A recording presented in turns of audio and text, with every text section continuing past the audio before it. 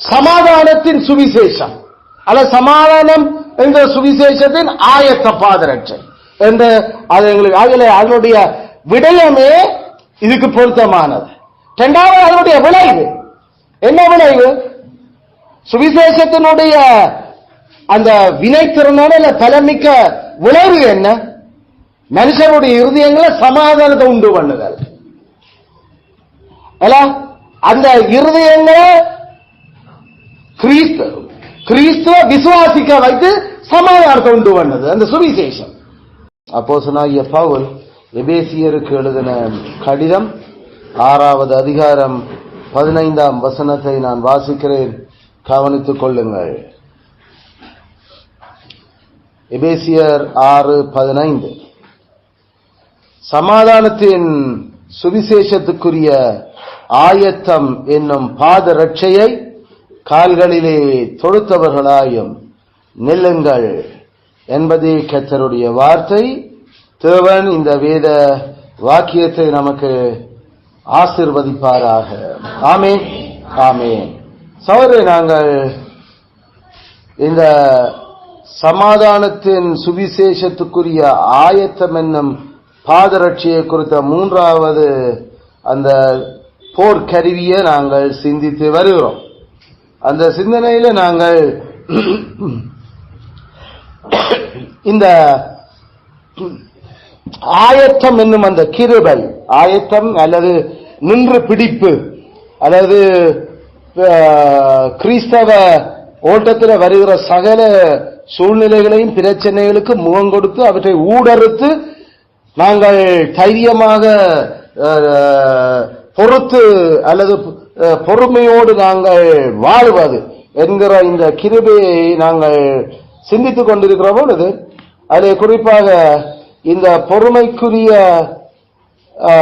அடிப்படை அல்லது அடித்தளம் என்ன என்கிறதை நாங்கள் சென்ற வாரம் ஆரம்பித்திருந்தோம். த கிரவுண்ட் ஆஃப் என்டியூரன்ஸ் அல்லது கிரவுண்ட் ஆஃப் பேஷன்ஸ் அல்ல. அதில் அந்த அடித்தளம் என்ன என்கிறத நாங்கள் விளங்கேக்கல. எங்களுக்கு தெளிவாக இந்த வசனமே சொல்லுது, அது சமாதானத்தின் சுவிசேஷம். சமாதானத்தின் சுவிசேஷம் தான் அந்த அடித்தளம். அப்ப இந்த சமாதானத்தின் சுவிசேஷம் என்கிற அடித்தளத்தை நாங்கள் 4 கேள்விகளூடாக அந்த அடித்தளத்தை நாங்கள் விளங்க முற்பட்டோம். ஒன்று சுவிசேஷம் என்றால் என்ன, 2வது சமாதானம் என்றால் என்ன என்கிறத நாங்கள் அந்த 2 விடயங்களையும் சென்ற முறை பார்த்திருக்கோம். இன்றைக்கு நாங்கள் 3வதையும் 4வதையும் தேவனுடைய சித்தத்தின்படி நாங்கள் பார்க்க இருக்கிறோம். 4வது விடயம், சமாதானம் ஏன் சுவிசேஷத்துக்கு சாற்றுதல் செய்யப்படுகிறது. அதான் அந்த 3வது. why peace is attributed to the gospel. நற்செய்திக்கு சமாதானம் ஏன் அது சாற்றுதல் செய்யப்படுகிறது என்கின்ற அந்த கேள்வியை நாங்கள் 1வது பார்க்க இருக்கிறோம். அதனால why, ஏன் அது அப்படியாக பொருத்தப்படுத்தப்படுகிறது என்று சொன்னா அது 2 விடயங்கள் அதுக்கு நாங்கள் சொல்லுறோம். ஒன்று, அந்த சமாதானம் ஏனதுக்கு பொருத்தமானது. ஒன்று அதனுடைய விடயம் தொடர்பாக, 2வது அதனுடைய விளைவு தொடர்பாக. ஒன்று அதனுடைய matter, second it's effect. First it's matter, second is effect. சுவிசேஷம் ஏன் சமாதானம் என்று சொல்லப்படுகிறது? ஏன் சுவிசேஷம் சமாதானம் என்று சொல்லப்படுது? ஏன் சமாதானம் என்று சொல்லப்படுது? அதனுடைய விடயம் என்ன என்று சொன்னா, அது தேவனோட அவர்களுடைய எதிரிகளை அது இணக்க பண்ணி இருக்குது. It reconcile the God and man. அதனால அந்த நல்ல செய்தி சமாதானத்தை எங்களுக்கு சமாதானமாகிய அந்த தேவனோட மனுஷரை இணக்க வச்சிருக்கிறபடியால அதுக்கு பொருத்தமான பேராக இருக்குது. நியாயப்பிரமாணம் என்னும் சுவிசேஷம் என்று சொல்லுறது இல்லை, அதாவது சட்டம் என்னும் சுவிசேஷம் என்று சொல்லுறது இல்லை பைபிள். அதுல அது சட்டத்தினால் உண்டாகும் சமாதானம் என்று சொல்லுறது இல்ல. அடிப்படையில் சமாதானம் சுவிசேஷத்தாலதான். சமாதானம் எப்பயுமே சுவிசேஷத்தாலதான். சுவிசேஷம் சட்டத்துக்கு முன்னுக்கு இருந்தே இருக்குது. சட்டத்துக்கு முன்னுக்கு இருந்தே சுவிசேஷம் தான் இருக்கு. சட்டம் எப்ப கொடுக்கப்பட்டது? அது சீராய் மலையடிதான் சட்டம் கொடுக்கப்பட்டது. ஆபிரகாம் விருத்த சேதனம் உண்டாகி 430 வருஷத்துக்கு பிறகுதான் அந்த அந்த சட்டம் சீனாவில கொடுக்கப்பட்டது. அப்ப நியாயப்பிரமாணத்தினுடைய தொடக்கம் அது சீனாய் மலை. ஆனா சுவிசேஷம் ஒரு முறை நாம பார்த்திராமல் அது ஏதேன் தோட்டத்தில் தொடங்கிட்டு. அப்ப சுவிசேஷம் ஏதேன் தோட்டத்தில் வெப்ப தொடங்கினது. அது சமாதானத்தை கடவுளோடு ஏற்படுத்தும்படியாக அந்த சுவிசேஷம் அறிவிக்கப்பட்டுச்சு. அவர் உன் தலையை நசுக்குவர், நீ அவர் குதிக்காலை தீண்டுவாய். அதுல அந்த சொல்லாடல் ஏன் மனுஷர்களை கடவுளோட சமாதானப்படுத்துற அந்த ஸ்திரீனுடைய வித்து அங்க வாக்குறுதி அளிக்கப்பட்டதோட தான் அது தொடங்கினார். ஆனா நியாயப்பிரமாணம் ஏதேன் தோட்டத்தில் இருந்து நாங்கள் சொல்லலாம் 2500 வருஷம், கிறிஸ்து முன்னுக்கு 1500 மோசே அப்படின்னா அது 2500 வருஷம். 2500 வருஷ தொடக்கத்திலேயே, அதாவது படைப்பு நடந்து ஒரு சில நாட்களிலே அல்ல ஒரு சில வருஷங்களிலே இந்த விஷயம் எங்களுக்கு சொல்லப்பட்டாச்சு. அது ஏதேன் தோட்ட சம்பவம் எங்களுக்கு தெரியும். ஆதாம் அதிக காலம் அந்த கௌரவத்தில் நிலைத்திருக்கவில்லை. எப்பவும் தான் தெரியாது. ஆனா 6ஆம் நாள் படைக்கப்பட்டு 7ஆம் நாள் கடைசி வரைக்கும் விளையல. ஆனா அதுக்கு பிறகு விழுந்தான். அது எத்தனையாம் நாள் அல்லது எந்த மாசம் என்று எங்களுக்கு தெளிவா தெரியாது. ஆனா அதிக காலம் எங்களுடைய முற்பிதாக்கள் எழுதி வச்சிருக்கணும். அவன் அதிக காலம் அந்த கௌரவத்தில் வாழ இல்லை.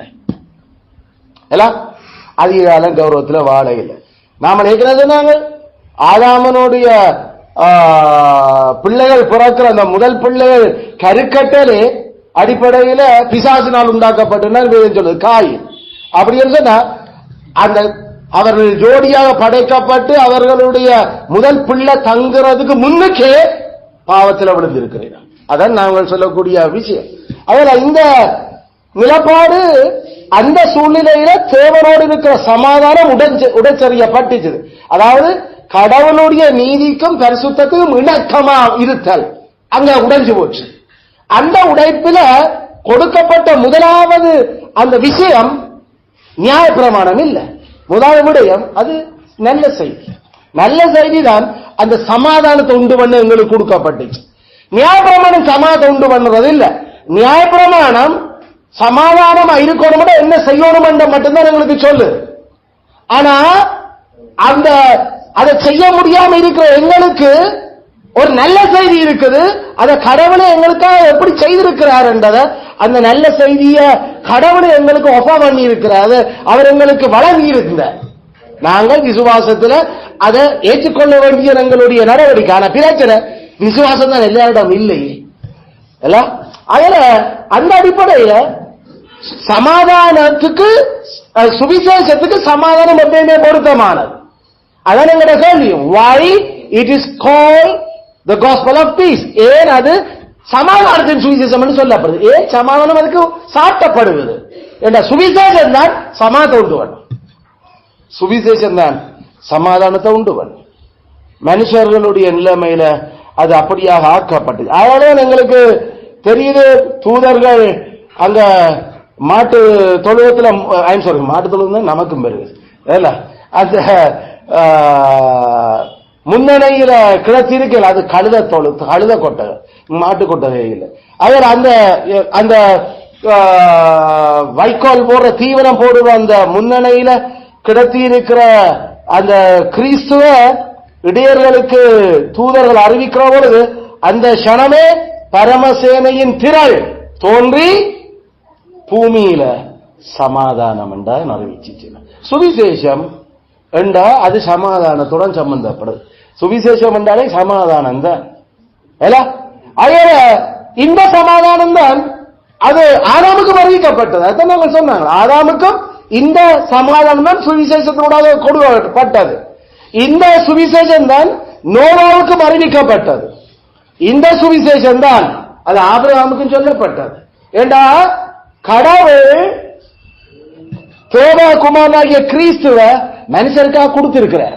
இதான் இந்த சுவிசேஷம். இதுதான் ஆதாமுக்கும் சொல்லப்பட்டது, இதுதான் நோவாவுக்கும் சொல்லப்பட்டது, இதுதான் ஆபிரகாமுக்கும் சொல்லப்பட்டது. நான் முதல்ல லூக்கா 2:10-11 கோட்டேஷன். லூக்கா 2:10-11. இப்ப நான் சொல்லுறது ஆதியாகமம் 3:15, ஆதியாகமம் 7:1, ஆதியாகமம் 12:3.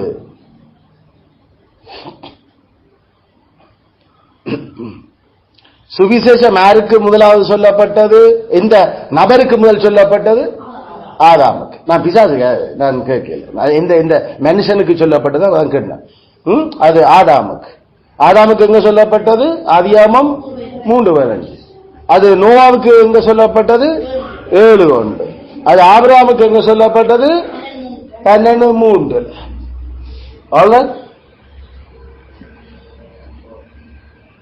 அதனால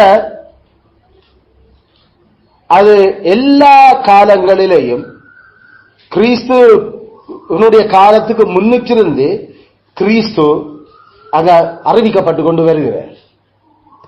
அதனால தான் அப்போ ஏசாயா தீர்க்கதரிசி 52:7 சொல்ல வைக்கல, அது சமாதானம் பிரசித்தம் பண்ணப்படுகிறது என்று சொன்னார். சமாதானம் பிரசித்தம் பண்ணப்படுது. ஏசாயா 52:7. ஏசாயா 52:7.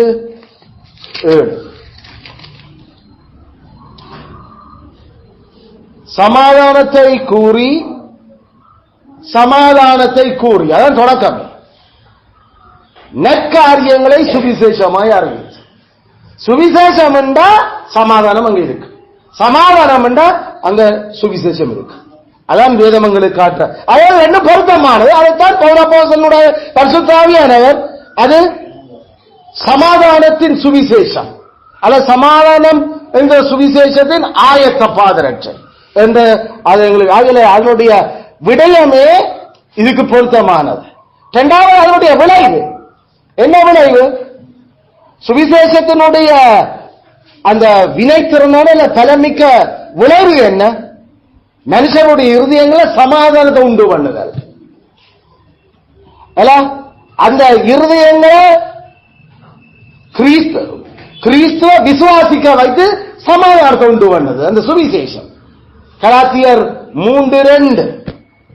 கலாத்தியர் 3:2.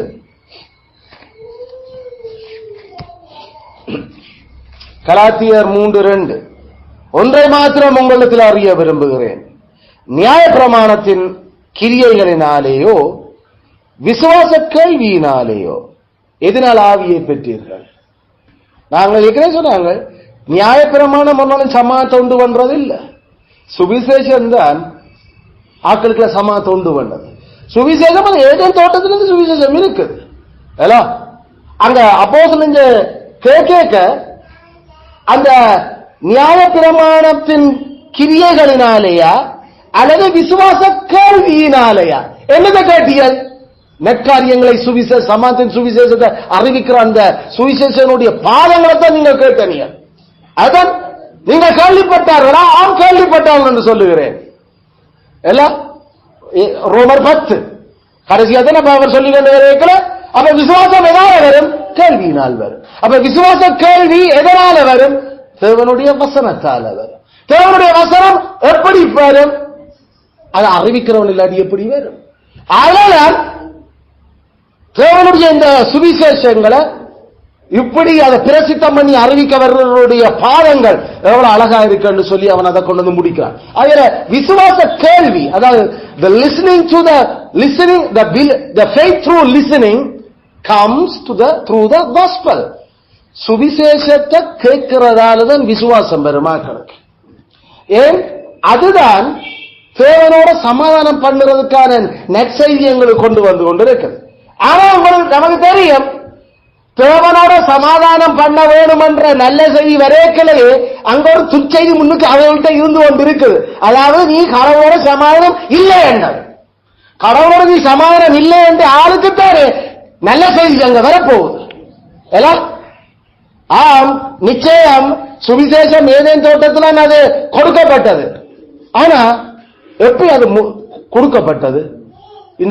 இந்த மரத்தின் கனியை புசிக்காது என்று சொல்லப்பட்ட அந்த தேவனோடு இருக்கிற உடன்படிக்கையின் கீழ்ப்படிவ காட்ட மறுத்ததால அது கொடுப்பட்டுச்சு. அப்ப எப்ப நல்ல செய்தி ஒரு ஆளுக்கு வருது, எப்ப தேவனோட இருக்கிற உறவை உடைச்சிருக்கிறாங்களோ அவங்களுக்கு தான் அது கொடுக்கப்படுகிறது. அப்பதான் அவனுக்கு உலகம் கடவுளை சமாதானமாகணும். இப்ப அந்த தாகம், அந்த அந்த உணர்வு யாருக்குள்ள வரும்? தேவன் சுவிசேஷத்தால் தான் அதையும் அவங்களுக்குள்ள செய்கிறார். யாருக்கு அவர் சுவிசேஷத்தை கொண்டு வராரோ அவர்களுக்கெல்லாம் பரிசுத்த ஆவியானவர் தன் வல்லமையோட அந்த பாவத்தை கண்டித்துணத்தை வெளிக்கிடுறார். அதனால் அவரோட அந்த அந்த சமாதானம் ஆகிறதுக்கான தூண்டுதலை உணர்வையும் கொடுக்க தொடங்குறார். அதால கொடுக்கப்படுகிற சுவிசேஷத்துல கொடுக்கப்படுகிற கிறிஸ்துவ ஏற்றுக்கொள்ளுகிறா என்று சொல்ற அந்த வாஞ்சைய விருப்பத்தை அவரான சுவிசேஷத்தை ஏற்படுத்துகிறார். அதனால தான் பவுலோபோசன் கேட்கிறார், விசுவாச கேள்வியாலே ஏதாவது ஆவிய பெற்ற நீங்கள் பரிசுத்த ஆவியை பெற வேணுமோ அது விசுவாச கேள்வியால தான் வரும். விசுவாச கேள்வி எதால கொண்டு வரப்படுது? நியாயப்பிரமாணமா சுவிசேஷமா? சுவிசேஷத்தால். சுவிசேஷத்தால். அதனால அப்ப இந்த சமாதானத்தின் சுவிசேஷத்தினுடைய விளைவு ஏன் சுவிசேஷம் சமாதான சுவிசேஷத்தோட சேர்க்கப்பட்டிருக்குது என்றால் அதோட விளைவு அதோட விளைவு என்ன? எங்களோட இருதயத்துல எங்களை நம்ப பண்ணுது. எங்களை ஆண்டவருடைய அந்த தேவகுமாரனை நம்பி ஏற்றுக்கொள்ளப்பட்ட பரிசுத்த ஆவியானவர் எங்களில பலமா எங்களுடைய இருதயத்தில் அவர் அவர் கிரியை செய்கிறார். சுவிசேஷத்திலார். சுவிசேஷத்தால கேள்வின்னு சொன்னா கேட்கறது இல்லை. அதாவது கிவ் கிவ் ஆஸ்கிங் இல்லை, இட்ஸ் லிஸ்னிங். இல்ல கவனிச்சு கொள்ளணும். அப்புறம் கேட்கிறேன். சோ இதைத்தான் எங்களுக்கு 2 கொரிந்தியர் 3:18 அப்போஸ்தலன் பவுல் இன்னும் இந்த சமாதானத்தின் சுவிசேஷம் எவ்வளவு மேன்மையா இருக்கின்றது அவர் காட்டுறார். 2 கொரிந்தியர் 3:8 ஒளிந்து போகிற மகிமையுடைய அந்த ஊழியம், நியாயப்பிரமாண ஊழியம் அப்படிப்பட்ட மகிமை உள்ளதா இருக்கும் என்றா ஆவிக்குரிய ஊழியம். எது அந்த ஆவிக்குரிய ஊழியம்? அதுதான் அந்த கிறிஸ்துவனுடைய நல்ல செய்தியை கொண்டு வர்ற எங்களுடைய ஊழியம். அது எவ்வளவு அதிக மகிமை உள்ளதா இருக்கும். புரியுதோ? இந்த இடத்துல அந்த புது உடன்படிக்கையின் ஊழியக்காரராகிய நாங்கள் என்று சொல்ல தங்களை புது உடன்படிக்கையின் ஊழியம், அந்த ஊழியம் அது நியாயப்பிரமாணம் செய்ய முடியாத செய்கிற ஊழியம். நியாயப்பிரமாணம் எப்பயுமே எல்லா மனுஷருக்கும் பொருத்தமானது, எல்லா காலத்துக்கும் அவசியமானது. நாம வேண்டாம் என்றாலும் அது தாரே சொல்லிக் கொண்டு நீ பாவி நீ பாவி நீ பாவி.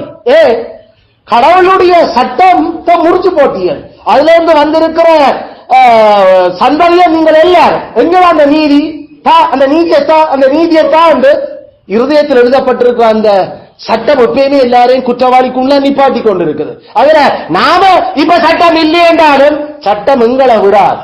நாம வேணுமென்றா நம்மட மனச்சாட்சியை மனசையும் சமாதானப்படுத்துறது சட்டம் இப்ப இல்ல சட்டம் இப்ப இல்ல நாங்கள் நீதிமான் நீதிமான் நாம சொல்லலாம். ஆனா மனச்சாட்சி விடாது. இப்பயும் சட்டம் இருக்குது, 10 கட்டளை இப்பயும் இருக்கு, நீ இன்னும் குற்றவாளிதான் என்றாவது சொல்லிக் கொண்டிருக்கு. இப்ப இந்த பிணக்க இந்த முறிவை சரிப்படுத்துறதுக்கு தான் அந்த புது உடன்படிக்கையினுடைய அந்த ஊழியர்களாக தங்களை ஏற்படுத்தித நாங்கள் நியாயப்பிரமாணத்தை சொல்ல வரையில. அந்த நியாயப்பிரமாணம் செய்ய முடியாது எப்படி கடவுள் தானே சுவிசேஷத்தால செய்திருக்கிறார் என்பதை உங்களுக்கு காட்ட சொல்றேன். காட்ட வர இது புது உடன்படிக்கை மட்டும் இல்ல, இது ஆதியிலே அல்லது ஏதேன் தோட்டத்திலே சொல்லப்பட்ட அந்த கிறிஸ்துவனுடைய உடன்படிக்கை, கிறிஸ்துவ வெளிப்படுத்தின உடன்படிக்கை. நீங்க நினைக்க கிறிஸ்து பிறந்தாப்புறம் புது உடன்படிக்கை வந்தேன். No no no. இந்த உடன்படிக்கை கடவுளுக்கும் அதாவது பிதாக்கும் குமாரனுக்கும் இடையில ஏற்பட்ட அந்த கிருபையின் உடன்படிக்கை. அந்த கிருபையின் உடன்படிக்கையில இருந்துதான் எங்களுக்கு சகல உடன்படிக்கையும் வெளியில வந்தது. அதுல மிகவும் அதிக மகிமையானவர், இதைவிட மகிமையை கொள்ளேலாத ஒரே ஒரு உடன்படிக்கை அது கிறிஸ்துவ மத்தியஸ்தப்படுத்தின இந்த புது உடன்படிக்கை தான். இந்த புது உடன்படிக்கை அது எரேமியாவுடைய காலத்துல திரும்ப அறிவிக்கப்பட்டுச்சது. அது எசேக்கியேலுடைய காலத்துல அவருடைய ஆவியால் அந்த புது உடன்படிக்கை திருப்பி எப்படி இருதயத்தில் எழுதுவார்னு சொல்லி அவர் அதை எப்பயோ பிரசித்தம் பண்ணி கொண்டு இருந்தார். ஆனா ஜதார்த்தத்துல நடைமுறைக்கு அது இஃபெக்டிவ் எப்ப வந்துச்சு? மாம்சத்துல கிறிஸ்து ஸ்திரீரத்துல பிறந்தல இருந்து அது புறஜாதிகளுக்கு மதிய விளைதிறன்ல கொண்டு வந்து நிப்பாட்டுச்சு. அதான் அந்த பலன், அதான் அந்த விளைவு. ஆகிய இந்த மகிமையின் ஊழியம் அது எங்களில பரிசுத்த ஆவியால செய்யப்படுகிற அந்த அந்த வேலை, பரிசுத்த ஆவியினுடைய வேலை. பரிசுத்த ஆவியானவர் தான் எங்களுடைய மனச்சாட்சியை அவர் உயிர்ப்பிக்கிறார், செத்து போய் கிடக்கிற ஆக்களை. அது அப்ப இருந்து நான் ஏற்கனவே சொன்ன மாதிரி ஆதாமுக்கும் இந்த சுவிசேஷம் சொல்லப்பட்டது, நோவாவுக்கும் இந்த சுவிசேஷம் தான். ஒரே சுவிசேஷம் ஒன்றுதான் எப்பயும் எக்காலத்திலேயே. கிறிஸ்துவாகிய தேவகுமாரன கடவுள் மனுஷ சாதிக்கு கொடுத்திருக்கிறார். இதுதான் இந்த சுவிசேஷம். அது கிறிஸ்து இந்த பூமியில பிறக்கிறதுக்கு பிறந்தா பிறகும் அதுதான், பிறக்கிறதுக்கு முன்னுக்கும் அதான் சுவிசேஷம். அதான் நல்ல செய்தி. அதுல இந்த ரெண்டு நிமித்தம் நாங்கள் சொல்லலாம் அது சமாதானம் பொருத்தமானது இந்த சுவிசேஷத்துக்கு. கேள்வி என்ன? ஏன் அல்லது எப்படி சமாதானம் சுவிசேஷத்துக்கு சாட்டுதல் செய்யப்படுது? இதான் எங்களோட கேள்வி. ஏன் அல்லது எப்படி சாட்டுதல் செய்யப்படுது? ஏன்னா அதனுடைய மெட்டரே அதுதானப்பா. சுவிசேஷம் போடுமா விஷயமே சமாதானமா தான் இருக்கு. அட விளைவும் அதுதானப்பா. சுவிசேஷம் வந்துச்சு உண்மையா இருதயத்தில் சமாதானத்தை பரிசுத்த ஆவியானவர் ஏற்படுத்த தொடங்க. இருதயம் புதுப்பிக்கப்படும். கிறிஸ்துவின் ஊடாக கடவுளோட எங்களுடைய இருதயம், உங்கள் இருதயத்தில் சமாதானம் இருக்கு. அதான் அந்த விளை. ஆகையால்தான் அது பொருத்தமான. அப்ப இதனுடைய அப்ளிகேஷன் பாட்டை நாம என்ன எழுதுறோம்? பிதாவினுடைய குமாரனுடைய பரிசுத்த ஆவியானுடைய அன்பு அப்படி என்று எங்களுக்கு விளங்குவோம். இதுல இந்த விஷயத்தை அவர் செய்ய வைக்கல. அவர் கடவுளுடைய அன்பை நாம இதுல விளங்குறோம். பிதா குமாரன் பரிசுத்தாவினுடைய அன்பு எங்களுக்கு இதுக்குள்ள தெரியப்படுத்தப்படுகிறது. எவ்வளவு மேன்மையான அன்பு! அது பிதாவிடமிருந்து வெளிப்பட்டது, குமாரனில அது சிலுவையினூடாகவும் அவருடைய பிறப்பினூடாகவும் இறப்பினூடாகவும் அது எங்களுக்கு வெளிக்காட்டப்பட்டுச்சு. அதை பரிசுத்த ஆவி எங்களுடைய இருதயத்தில் ஊற்றுற அந்த தேவை அன்பு அது ஊற்றப்படையதான் பாவிகளாயிருந்த பகைஞராக இருக்கிற நாங்கள் கடவுளோட சமாதானம் ஆகும். ஆமே, இதைத்தான் நாங்கள் ரோமர் 5:8 சொல்லுது. நாம் பாவிகளாயிருக்கையில், நாம் பகைஞராயிருக்கையில் தேவன் தம்முடைய ஆவியால அந்த அன்பங்களை ஊற்ற பண்ணி எங்களை தன்னோட சமாதானமாகும்படி செய்த கடவுளுடைய அன்பினுடைய உச்சக்கட்டம் அப்படி எதிரிகளா இருக்கிற ஆட்களை தன்னோட சமாதானமாக செய்கிற அவருடைய வல்லமை அன்பு. அது பிதா குமாரன் பரிசுத்தாவியினுடைய செயல்பாடு. பரிசுத்தாவியினுடைய செயல்பாடு. அதை குறிப்பாக எபேசியர் 2:16 கிறிஸ்து என்ன செய்தார்? பகைய கொன்ற. இங்கிலீஷ்ல அது he slew the hatred. slew என்றா வெட்டி போடுறது. அவர் நாம சொல்ல கோழியை வெட்டு, ஆட்டை வெட்டு, மாட்டை வெட்டி போடுறது. இப்ப அந்த சொற்பத்தை பகைய வெட்டுறதுக்கு கிறிஸ்து அது செய்தார் என்று வேதம் சொல்லு. அவர் பகையை கொன்று, பகையை வெட்டி போட்டு எங்களை சமாதானப்படுத்தினார். தேவனோடு எங்களுக்கு சமாதானத்தை ஏற்படுத்தினார். அதான் 2:16 எபேசியர் 2:16.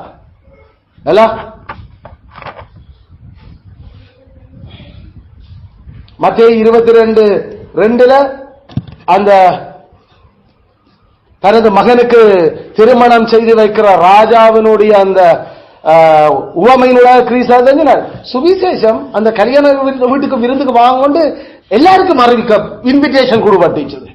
அந்த இன்விடேஷன் அது எவரும் இலக்க இல்ல, அது எல்லாருக்கும் அது கொடுக்கப்பட்டிருக்குது. மனுஷராத்தான் நாங்கள் அதுக்கு வர விருப்பம் இல்லை, நாங்கள் வர மாட்டோம், எங்களுக்கு வேற வேற வேலை கிடக்குது, இல்ல எங்களுக்கு இதுல இஷ்டம் இல்லை என்று தாங்கள் ரிஜெக்ட் பண்றீங்க. ஆனா கடவுள் அந்த ராஜா தன் மகனுக்கு கல்யாணம் செய்யறதுக்கு அழைச்ச அழைப்பிதழ் போல அவர் எல்லாருக்கும் பூச்சக்கரம் முழுமைக்கும் அந்த சுவிசேஷத்தை கேட்க பண்ணி கொண்டிருந்தார். ஆனா மனுஷருக்கு தான் அதை கேட்டும் அவர்கள் அதை ஏற்றுக்கொண்டு அதுக்கு அந்த அதனுடைய மேன்மைய விலங்கையில் அவர் ரிஜெக்டட் தி இன்விடேஷன். கடவுள் கொடுக்கிற அந்த சமாதானத்துக்கான சுவிசேஷத்தை நிராகரிக்கிறவனுக்கு பிறகு எப்படிப்பா சமாதானம் இருக்கு? கடைசி வரைக்கும் சமாதானம் இல்லை. அதனால்தான் லூக்கா 14:16 அவர் என்ன சொல்லுவார்? லூக்கா 14:16 அதான் அதே கதை தான். இன்னும் ஒரு அந்த உவமையை அவர் சொல்ற, 5 ஏர்மாடு வாங்கினான், இப்பதான் வயல் வேண்டினான், இப்பதான் கல்யாணம் செய்தனான். எல்லாம் மண்ணுலக மனநிலையில எல்லா பதிலும் பெறுகிறது. முழு மண்ணுலக கதை. கடவுளுடைய அந்த விருந்து கலைச்சா டைம் ஒரு நாள் வேறு நாள் பார்ப்போம் என்ன அது நாம பார்ப்போம். எக்ஸ்கியூஸ் எப்பயுமே நாம ஆக்களை சுவிசேஷத்துக்கு சேர்ச்சுக்கு வாங்கோ அல்லது கடவுளுடைய வசனத்தை வாசிங்கோவன். ஆண்டவர் உங்களுக்கு ஒரு கடிதம் தந்திருக்கார், ஒரு 66 புத்தகம் ஒரு புக்கா இருக்கு, அவற்றை லெட்டர்.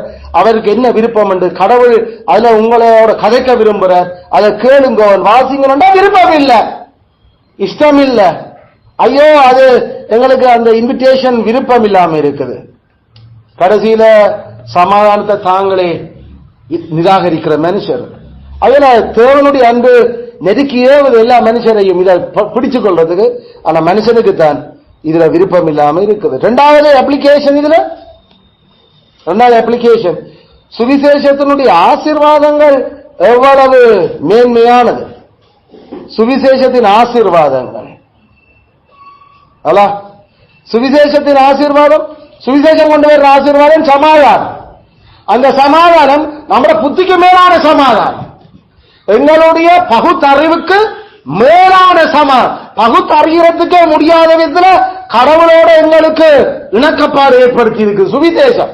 உண்மைதான் என்னென்று கடவுள் நித்தியமான தன்னுடைய நீதிய இந்த அனித்தியமான மனுக்குலத்தோட ஒப்புரவாக்க முடியும். அதை யாரு செய்யறது இந்த உலகத்துல?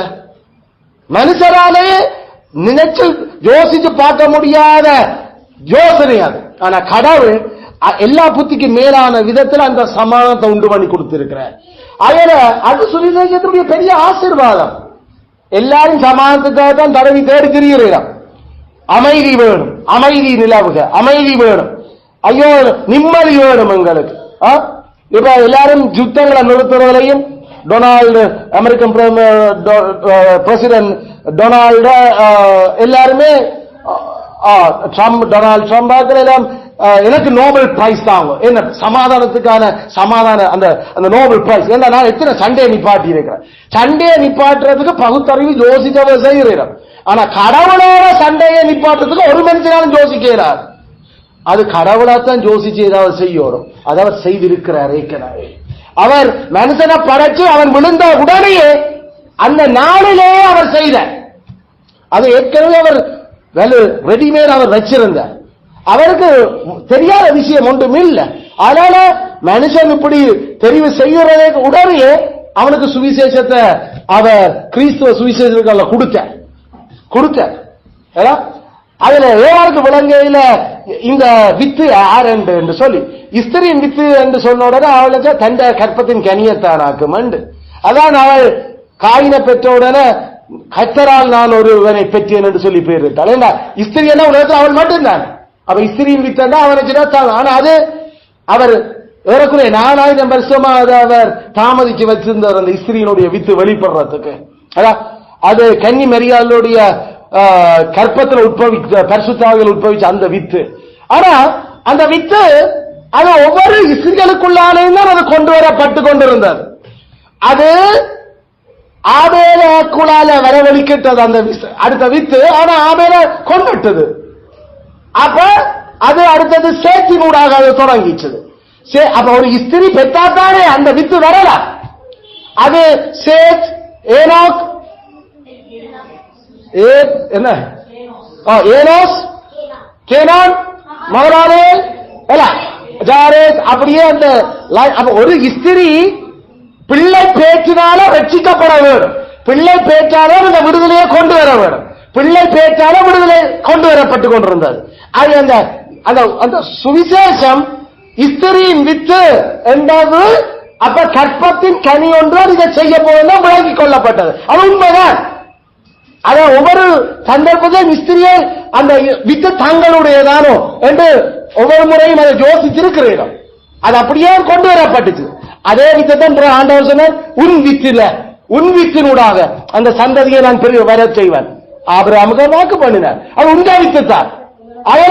With with with seed seed seed அது ஸ்திரியின் வித்து, அது ஆபிரகாமினுடைய வித்து, அது ஆபிரகாமின் குமாரனாகிய தாவீதின் குமாரனாகிய கிறிஸ்து என்கின்ற அந்த நாசரேத்தூர் வித்து. அது அந்த வித்து தொடர்ச்சியாக கொடுபட்டு அந்த ஆசீர்வாதம் நினைச்சு பார்க்க மனுஷருடைய பகுத்தறிவுக்கு புத்திக்கு மேலான விதத்தில் அந்த சமாதானம் கொடுக்கப்பட்டுச்சு. அதான் புத்திக்கு மேலான சமாதானம். புத்திக்கு மேலான சமாதானம் மனுஷருடைய யோசனைகள் புத்திகளாலே கண்டுபிடிக்க முடியாத விதத்தில் அந்த இணக்கப்பாட்டை கொண்டு வர அது கடவுளால மட்டும்தான் செய்ய முடிஞ்சது. அதைத்தான் அவர் செய்தும் இருக்கிறார். ஆகல இந்த சமாதானத்தை எவ்வளவு கவனமா சரியா கடவுளுக்கு எந்த விதத்திலும் அவரை பிச்சைக்காரன் போல நிக்க வைக்காம அல்லது அவர் ஏதோ கெஞ்சி கொண்டு நிக்கிறது போல நிக்க வைக்காம அந்த ராஜரீக அந்த அறிவித்தலை கொடுக்க வேண்டியது எவ்வளவு பிரசங்கிகளுடைய எவ்வளவு முக்கியம். அவருடைய சுவிசேஷத்தை அந்த சமாதானத்தை உண்டு வந்த சுவிசேஷத்தை எவ்வளவு தைரியமாயும் உற்சாகமாயும் மிகவும் வைராக்கியமாயும் பிரசங்கிக்க வேண்டும். அதை கேட்கிறையாக்க நாம மத்தியாக்களுக்கு சொல்லல எவ்வளவு நெஞ்ச நிமித்தி நாம கதைக்கணும். ஏன்னா இது மனுஷரால ஏற்படுத்த முடியாத ஒரு சமாதானம். அவர்கள் எவ்வளவு விலை கொடுத்தாலும் வாங்க இல்லாத சமாதானம். காசால வேண்டியமோ கடவுளோட சமாதானத்தை நாம செலுத்துற காணிக்கை கூட கடவுள்கிட்ட சமாதானம் எடுக்கலாமா? ஏன்னா இது கடவுள் நம்மகிட்ட காணிக்கை கேட்டு வாங்குறதுக்கு அவர்கிட்ட அது ஒரு குறைவா இருக்குதோ? அது எல்லாம் மென்றது பிரயோஜனத்துக்கு நான் உண்ட இதெல்லாம் கேட்கிறேன். எல்லாம் மென்றாலே உண்ட காணிக்க உன்னோட நீ எனக்கு காணிக்க வந்து அதால என்னட்ட இருந்து சமாத பெறலாமன்னு நீ நினைச்சுதான். அதுக்கு நான் ஆள் இல்லை. இதைத்தான் ரிக்வேத மதம் செய்திச்சது. அதாவது கடவுளை திருப்திப்படுத்தி கடவுளை ஷேப் பண்ணி கடவுளை தண்ட வழிக்கு கொண்டு வர பண்ணுறது. இதுதான் அவர்களுடைய மதம். அதுக்கு அவர்கள் ஜாகம் செய்தா சரி. அதாவது ஜாகம் என்று சொல்றது பேலி எரி பேலி ஆகிய நெருப்புல பலி செலுது. அது பேசிக்கா ஜாகம் என்றது எரி பேலி. ஆகியால எவ்வளவு பலி செலுத்துறியோ அவ்வளவு கடவுள் உங்க பக்கம் திரும்பிடுவார். அப்படி திரும்பினா ஒரு கட்டத்துல நீ கடவுளையே அவற்றை சிங்காசனத்தை இறக்கி போட்டு நீ கடவுள் ஆகலாம். இதான் அதுதான் ஜாகம். அவைய ஜாகத்தால நீ தேவர்களையே வெல்லலாம். சொர்க்கத்தில் இருக்கிற பெரும் பெரும் நபர்களே வெல்லலாம். அதனாலதான் பிரம்மாவே பயப்பட்டார். பிரம்மா உலகத்தையே படைச்சவராம். அவர் மனுஷன் செய்கிற ஜாகத்துக்கு பயப்படுறார். ரிக்வேதம் சொல்லு. ரிக்வேதத்தில் இருக்க ஒரு பாட்டம் பிறகு வர்ற புராணங்களும் அதுதான் எழுதி வச்சிருக்காங்க. பிரம்மாவை பயப்படுறார். இவன் செய்கிற ஜாகத்தால நான் கடவுளுடைய கதிரிலிருந்து இறங்கி கடைசியில் அவன் வர போறான் எனக்கு மீறன். இதான் அவரோட கடவுள். எங்களோட கடவுள் நாம செலுத்துற பலியில ஒரு நாள் மயங்குறவர் இல்ல. அவர் தன் நீதியிலையும் தன் பரிசுத்தில ஸ்டாண்டர்ட்ல நின்று கொண்டிருக்கிறார். அதுக்கு ஒத்து வாரியோ அது நாம செய்ய வேண்டிய கடமையை மட்டும்தான் நாம செய்கிறாங்க. அவரை எங்கட பக்கம் திருப்புறத்துக்கு நாம அவரை எங்கட பக்கம் பேரும் என்று கடைக்கண் பாராயோ என்னை பாராயோ என்று பார்க்க அவர் எப்பவுமே பார்த்து கொண்டு இருக்கிறார். அதுல மற்ற மாதிரி தேவர்கள் இல்லாத தேவர்களை தங்கட பக்கம் திருப்ப நினைக்கிறார். போலி சமயம் நாங்கள் சொல்ற சுவிசேஷம். இந்த கடவுள் எங்களை பார்த்து அவரும் எங்களுக்காக கிரியை செய்திருக்கிறார். நாங்கள் ஒன்றும் செய்யாம இதுக்கேக்களே அவர் செய்திருக்கிறார். எங்களால ஒன்னும் செய்ய இயலாத நிலையிலேயே அவர் அதை செய்கிறார். ஆகையால்தான் அந்த சுவிசேஷத்தினுடைய ஆசீர்வாதம் அவ்வளவு பெருசு. சுவிசேஷம் எங்க போகுதோ அங்க கட்டாயம் விடுதலையும் மகிழ்ச்சியும் வெளிச்சமும் அந்த நாடுகளுக்கு அந்த குடும்பங்களுக்கு இருக்குது. நடக்கிறார். நீங்க எந்த வீட்டு வசதியோ அங்க சமாதானம் என்று சொல்லு. ஏனண்டா சமாதானம் சுவிசேஷத்தால மட்டும்தான் அது கிடைக்கும். அது இந்த வீட்டுக்கு சமாதானமா? அப்ப நீ கடவுளோட சமாதானமா இருக்கிறன்னு அர்த்தம் இல்லையா? கடவுளோட நீ சமாதானம் இல்லையோ? அதுல இந்த சமாதானம் நீ கடவுளோட சமாதானம் இருக்கிற என்றது அந்த சமாதானம் உனக்கு இன்னும் அதிகமாக பெருகி கொண்டிருக்கிறது. அல்ல இதைத்தான் அந்த சுவிசேஷ அறிவிப்புகளே ரெண்டு பேர் அசீஷர்ல அனுப்பிக்கல அவர் சொல்லி அனுப்புறாரு. சுவிசேஷமா சமாதானம் இருக்கு. சுவிசேஷத்தை ஏற்றுக்கொள்றவர்களுக்கு சமாதானம். சுவிசேஷம் என்றது ஏசிக்கா தேவகுமாரனாகிய கிறிஸ்து இயேசுவ கடவுள் மனுஷருக்காக மனுபுத்திரருக்காக கொடுத்தார். தேவகுமாரனாகிய கிறிஸ்து இயேசு இன்றைக்கிலேயே தேவனும் கடவுள் அவருடைய முப்பணிகள், அவருடைய பிறப்பும் இறப்பும், அவருடைய அடக்கமும் உயிர்ப்பும், அவருடைய தாழ்ச்சியும் உயர்ச்சியும், அவருடைய ராஜரிய ஆசாரிய தீர்க்க தரிசன முழு பணியும் சகலதையும் புரிஞ்சு கொள்றது.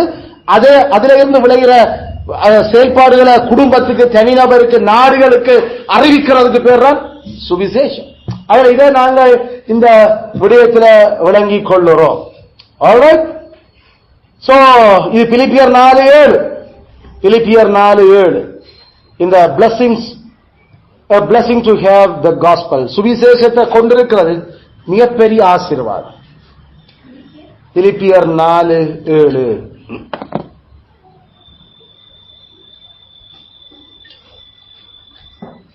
எல்லா புத்திக்கும் மேலான தேவ சமாதானம், எல்லா புத்திக்கும் மேலான சமாதானம், கடவுளின் சமாதானம். அதுதான் நாங்கள் இதுல கவனிக்கிறோம். 4வது கேள்வி,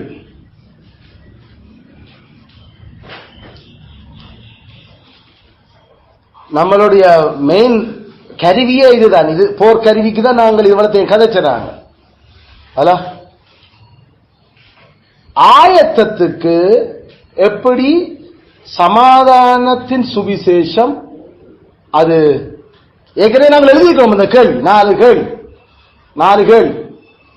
அல்ல. இந்த 4வது கேள்வி என்ன எழுதிக்கிறோம்? வாசிங்க.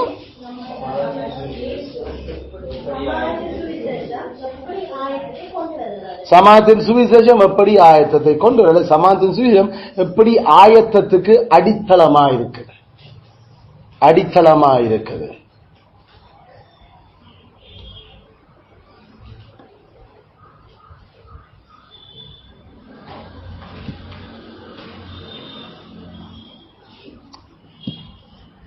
அப்ப நம்மளுடைய ஆயத்தத்துக்கான உண்மையான அடித்தளம் சமாதானத்தின் சுவிசேஷம்.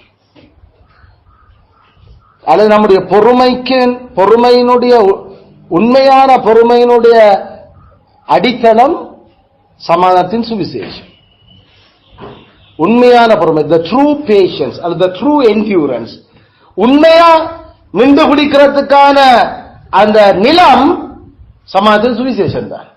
அப்ப கேள்வி, அது எப்படி, அது எந்த விதத்தில் அது எங்களுக்கு கருவியாக இருக்குது? எந்த விதத்தில் அது எங்களுக்கு கருவியாக செயல்பட்டு கொண்டிருக்கு?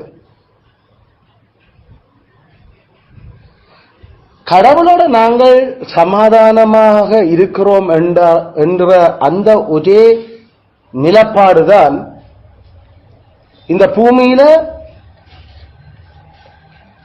பூமியில நாங்கள் கிறிஸ்தவ வாழ்க்கை வாழ்றதுக்குள்ள வர்ற எந்த பிரச்சனைகளுக்கும் முகம் கொடுத்து ஊடர்ந்து போறதுக்கு எங்களுக்கு பெலனை தந்து கொண்டு இருக்குது. தேவனோட நாங்கள் சமாதானமா இருக்கிறோம் என்றது. தேவனோட நாங்கள் சமாதானமா இருக்கிறோம். கடவுள் எங்களோட சமாதானம், நாங்கள் அவரோட சமாதானமா இருக்கிறோம். அதாவது கடவுளோட நாங்கள் இணக்கமா இருக்கிறோம். கடவுளுடைய கட்டளைகளுக்கு நாங்கள் இணக்கமா இருக்கிறோம். கடவுளுடைய 10 கற்பனைக்கு நாங்கள் இணங்கி வாழ்ந்து கொண்டிருக்கிறோம் என்கிற அந்த அடிப்படைதான் எந்த பிரச்சனைக்கும் முகம் கொடுக்கிறதுக்கு எங்களுக்கான கருவியா இருந்து கொண்டிருக்கு. எந்த பிரச்சனைக்கும், ஏன்னா கடவுளுடைய 10 கற்பனைக்கு, கடவுளுடைய நீதிக்கு, கடவுளுடைய பரிசுத்தத்துக்கு நாங்கள் களங்கம் அல்லது குறைச்சல் வர வைக்கல என்ற அந்த எங்களுடைய இணக்கப்பாடுதான் நாங்கள் முகம் கொடுக்கிற எந்த சூழ்நிலைக்கும் நாங்கள் அதை நின்று பிடிக்கிறதுக்கு எங்களுக்கு ஆதாரமா இருக்கு. அந்த பிரச்சனை இருக்குதுண்டா ஒரு நாள் நின்று பிடிக்க மாட்டோம். அதுல பிரச்சனை இருக்குதுண்டா நாம நின்று பிடிக்க மாட்டோம். விளங்கும் அந்த பாயிண்ட். தேவனோட நாங்கள் இணக்கமா இருக்கிறோம் என்கிற அந்த நிலைப்பாடு மட்டும்தான் நாங்கள் போராட்டத்தில் நின்று பிடிக்கிறதுக்கு எங்களுக்கு அடித்தளமா இருக்கு. அதுல ஏதாவது பிரச்சனை இருக்குதுண்டா தேவனோடு நாங்கள் இணக்கம் இல்லை என்று எங்களை மனச்சாட்சியை எங்களை குற்றப்படுத்த தொடங்குதுண்டா நாங்கள் என்டியூர் பண்ண மாட்டோம், நின்று பிடிக்க மாட்டோம். எந்த விதமான பிரச்சனைகள், என்ன விதமான போராட்டத்துக்கும் பொதுவாக நாங்கள் பாவத்துடனான போராட்டத்தை பற்றி நாங்கள் கதைக்கல. இந்த கான்டெக்ஸ்ட் எந்த யாருடனான போராட்டம்? எபேசியர் 6 வான மண்டலங்களில் பொல்லாத ஆவிகளின் சேனைகள், அதிகாரங்கள், கர்த்தத்துவங்கள், சாத்தான் அவன் சேனைகள், அதிகாரங்கள், இது பாவத்தோடு இருக்கிற போராட்டத்தை பற்றி கதைக்க நாங்கள். கான்டெக்ஸ்ட் பாவத்துடனான போராட்டம் இல்ல, அதிகாரங்களுடனான போராட்டம். அதிகாரங்கள் என்றால் அத்தாரிட்டிஸ், அதிகாரங்கள். அது நாட்டு அதிகாரமா இருக்கட்டும், வீட்டு அதிகாரமா இருக்கட்டும், பள்ளிக்கூட அதிகாரமா இருக்கட்டும், அது ஆபீஸ்ல அதிகாரமா இருக்கட்டும், அல்லது அது சபைகள் அதிகாரமா இருக்கட்டும், எந்த அதிகாரமா இருக்காங்க, அதிகாரங்களோட போராட்டம் செய்யறதுக்கு போட்டிருக்க வேண்டிய அந்த 6 அந்த கருவிகள் என்னன்னு படிச்சு கொண்டிருக்கிறோம். அந்த அதிகாரங்களை பின்னால் ஆட்டி படைச்சு கொண்டிருக்கிற வானமண்டலத்தின் பொல்லாத சேனைகளோட போராடுறதை கழிச்சு கொண்டிருக்கிறோம். எங்களுக்குள்ள இருக்கிற பாவத்தோட இப்படி போராட்டம் பண்றது நாம இந்த படிக்க இல்லை. அது நாம 2 வருஷம் படிச்சு முடிஞ்சது. அது நாம ரோமர் 6ஆம் அதிகாரத்தில் படிச்ச 7ஆம் அதிகாரத்தில் படிச்ச நாங்கள் நமக்குள் வாசம் பண்ணும் பாவம். நாங்கள் இங்க படிச்சு கொண்டிருக்கிற சத்தியம் என்னும் கச்சை, நீதி என்னும் மார்க்கவசம், ஆயத்தம் என்னும் பாதரட்சை, நாங்கள் அதிகாரங்களோடும் கர்த்தத்துவங்களோடும் அதுகளுக்கு பின்னால இருந்து வேலை செய்கிற வானமண்டலத்தின் பொல்லாத சேனைகளோடும் அடிபடுறதுக்கு தான் இந்த நாங்கள் போடுறோம். அப்படி நாங்கள் அந்த போராட்டங்களுக்கு முகம் கொடுக்க அவர்களோட அதுக்குள்ள ஸ்ட்ராங்கா நின்று பிடிக்கணுமோ, ஊடர்ந்து போகணுமோ, அதுக்கு கடவுளோட நாங்கள் இணக்கமா இருக்கிறோமா என்றதான் கேள்வி. கடவுளோட நாங்கள் இணங்கி இருக்கிறோம், அதாவது சமாதானம், கடவுளோட சமாதானம் எங்களுக்கு இருக்குதா? கடவுளோட சமாதானம் என்றால் நாங்கள் எந்த அதிகாரத்தையும் எதிர்த்து அல்ல எந்த அதிகாரத்துக்கும் பதில் கொடுக்கிறதுக்கு, எந்த அதிகாரத்துக்கும் முகம் கொடுக்கிறதுக்கு நாம ரெடியா இருப்போம். அவன் கடவுளோட பிரச்சனையோ அதிகாரங்களுக்கு நாம பதில் கொடுக்க நாம நின்று பிடிக்க மாட்டோம். நாங்கள் அந்த அதிகாரங்களோடு போராட்டத்தை நாமல் விட்டு கொடுப்போம். அந்த அதிகாரங்களோட நாங்கள் சமரசம் பண்ணுவோம். ஏன்னா கடவுள் எங்களோட இணக்கம் இல்லை, கடவுள் எங்களோட இணக்கம் இல்லை. அதெல்லாம் இந்த தைரியம் தான் நாங்கள் போலீஸையோ ஆர்மியையோ அல்லது பிரின்சிபல் மேரியோ அல்லது எவரையோ நாம சந்திக்கிற இந்த எங்களுடைய மேனேஜர் மேரியோ எங்களுடைய டிரெக்டர்ஸையோ எவரை சந்திக்கிறதுக்கு நாங்கள் அந்த பிரச்சனைகளை நின்று பிடிச்சதுக்கும் நின்று பிடிக்கிறதுக்கும் காரணம் கடவுளோட நாங்கள் சமாதானமாகி இருக்கிறோம். அவ்வளவுதான். கடவுளோட சமாதானம் என்றா இவன் ஐயா இவன் பிரச்சனை எனக்கு பெரிய பிரச்சனை இல்லை. கடவுள் என்னோட என்றா கடவுள் அவனோட இல்லை. ஏன்னா கடவுள் என்னோட அப்படின்னா இந்த பிரச்சனையை கடவுள் டீல் பண்ணுவார் அவனோட. அவர் உடனடியில் பண்ணாட்டியும் 5 வருஷம் 10 வருஷம் 15 வருஷம் 20 வருஷம் வச்சு தீர்த்து டீல் பண்றத நம்மட கண்ணால பார்ப்போம், நம்மட காதால கேட்போம். கடவுள் டீல் பண்றாரு அவங்களுடைய. ஏண்டா நாங்கள் கடவுளோட சமாதானமா இருந்ததை சேலஞ்ச் பண்ணினே ஆக்கள். நாங்கள் கடவுளோட சமாதானம் இருக்கிறதால அத எங்களுக்கு பிரச்சனை கொடுக்கிற ஆக்கள் உருப்பட்டதா சரித்திரம் இல்லை. அவர்கள் தங்களுடைய அழிவாகிய பலனை, தங்களுடைய அந்த அழிவு அவர்களுடைய வாழ்க்கையில சம்பாதிக்கிறோம். அது நாங்கள் பார்த்திருக்கிறோம், பார்க்கிறோம். அதனால நான் பல தடவை உங்களுக்கு சொன்னோம், நாங்கள் நாங்கள் மனசார அதை விரும்ப இல்ல, அவர்களுடைய அழிவு, அந்த குடும்பங்கள் சந்திக்கிற பிரச்சனைய. ஆனா அந்த பலிப்படுத்துங்கள் இந்த ஆத்துமாக்கள் மாதிரி கடவுளே எப்ப நியாய தீர்ப்பு செய்ய, எப்ப செய்ய இந்த ஆட்களுக்கு பார்த்துக்கொண்டுதான் நாங்கள் இருக்கிறோம். அது நாங்கள் கேட்டுக்கொண்டு இருக்கிறோம். கடவுளே அதை ஆனா அந்த செய்ய கேட்கல எங்களுக்கு அது அதுகளை அது ஏன் ஐயோ இதுல ஏன் இப்படி இருக்கு, திருந்திருக்கலாம், திருந்தலாம், ஏன் இன்னும் இது ஐயோ அந்த ஆட்கள் செய்யற அந்த செய்யற பாவங்கள் அதோட மனுஷி பிள்ளைகள் எல்லாருக்கும் சேர்த்தலவோ. அப்ப அவன் ஒருதான் செய்யற பாவம் அவனோட பிள்ளைகள் மனுஷி மாதிரி இல்ல, குடும்பத்துக்கு இல்ல பிரச்சனையாகுது, குடும்பங்கள் இல்ல, அதால சரியான வெக்கமும் மானம் இல்லாம போகுது ஆக்களுக்கு. கடவுள் அப்படி செய்யவ ஏண்டா அவரோட நாங்கள் சமாதானம், அந்த சமாதானத்துக்கு எங்களோட போரோட துணிஞ்சி ஆக்கள். அதுல கத்தர் எங்கள் பட்சத்தில் இருந்தா எங்களுக்கு எதிராக இருக்கிறவங்க. அப்ப அந்த அந்த நின்று பிடிச்சு அதுக்களையும் கத்தருக்காக, கத்தருடைய சட்டத்துக்காக, கத்தரோட இணக்கமா இருக்கிறது உறவாடும் எங்களுக்கு என்று நாங்கள் நின்று பிடிக்கிறதால கத்தரோட சமாதானமா இருக்கிறோம். அந்த அடிப்படை விஷயம். கடவுளோட சமாதானம் இல்லையோ அதிகாரங்களுக்கு நாம அமர்ந்துருவோம். ஏண்டா ஒன்னும் செய்யறா இல்லாடி கடவுளே சொல்லு அதை சும்மாக்கிறேன், நீ எந்த கட்டளைய கை கொள்ளையில பிறகு எந்த பேர் அவனுக்கு முன்னாடி கேட்கறது, உனக்கு என்ன அருகதை இருக்குது ஊத்தவாளி, நான் உன்னோட இல்ல, நீ வீணா எந்த பேரை எடுத்து நாசமாக்குற என்று கடவுளே எங்களை அப்படியே ஒப்பு கொடுப்பாரு அந்த காலவாய்க்கு முளைகளுக்கு. அதனால நாம நடிக்க வேண்டாம். ஒரு நாடு சமாதானம் எனக்கு கடவுளோட இருக்குது, உனக்கு கடவுளோட சமாதானம் இருக்கா, இணக்கம் இருக்கா, கடவுளோட இணக்கம் என்ன இருக்கும், 10 கற்பனைக்கு ஒத்த வாழ்க்கை வாழுக. ஏண்டா கடவுளோட இணக்கம் என்றாலே அவருடைய நீதிக்கு ஒத்து வாழ்ற வாழ்க்கை, அவற்ற நீதி, அவற்ற பரிசுத்தம், அது 10 கற்பனை தான், 10 கற்பனை தான். அதோட நாம ரெண்டத்தான் துணிவு, நமக்கு நின்று பிடிக்கலாம், நின்று பிடிக்க இல்லாட்டி நின்று பிடிக்காது. இல்லாட்டி ஆபிரகாம கத்தர் அழைக்கல, நீ புறப்பட்டவா உன்னை நான் பெரிய ஜாதியாக்குவர்.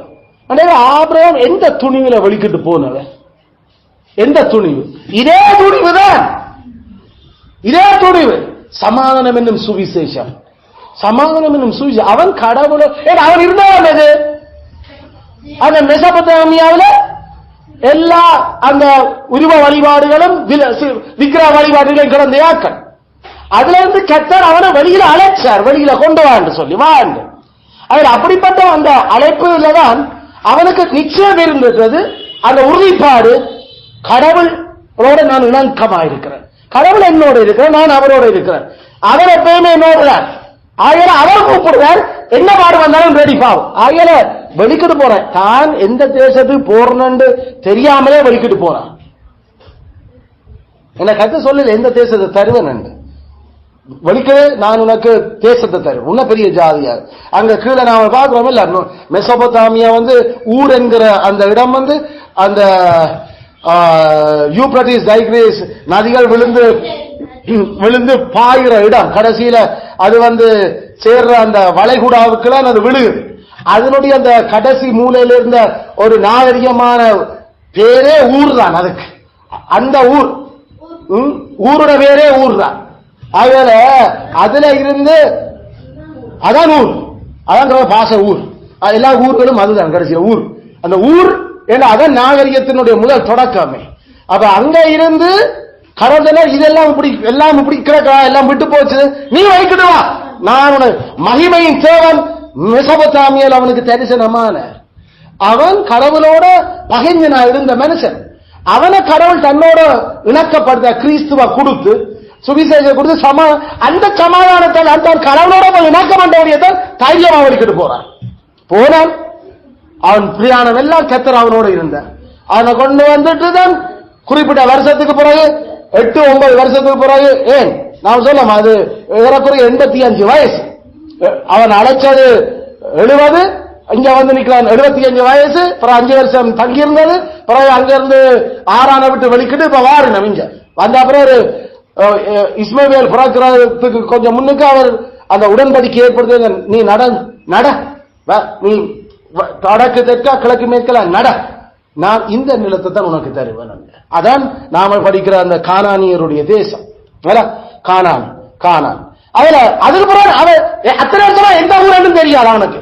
ஆனா கடவுளோட நான் இணக்கம் அவற்ற கற்பனைக்கு மட்டும் பயந்து நடந்தா சரி. மிச்சம் என்ன பிரச்சனை வந்தாலும் முகம் கொடுக்கும்.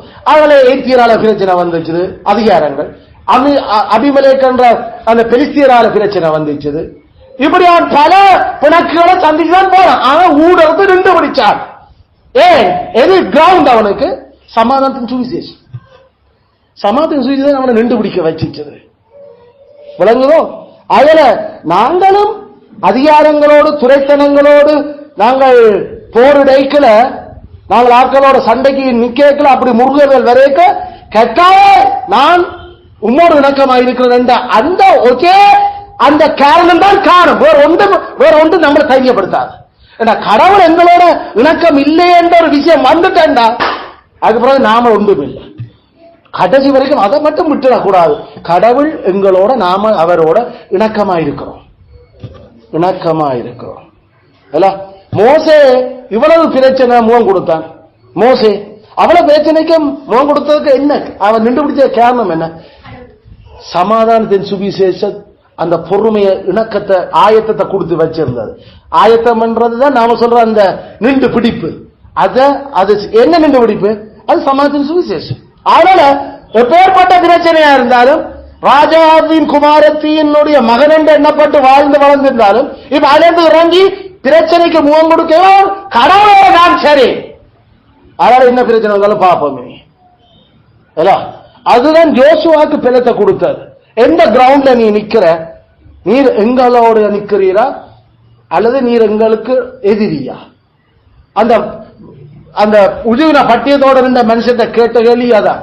நீர் எங்களுடைய ஆளா இல்லாட்டி எங்களுடைய எதிரியா? எங்களுடைய ஆளா சமாதானம். கடவுள் எங்களுடைய ஆளா?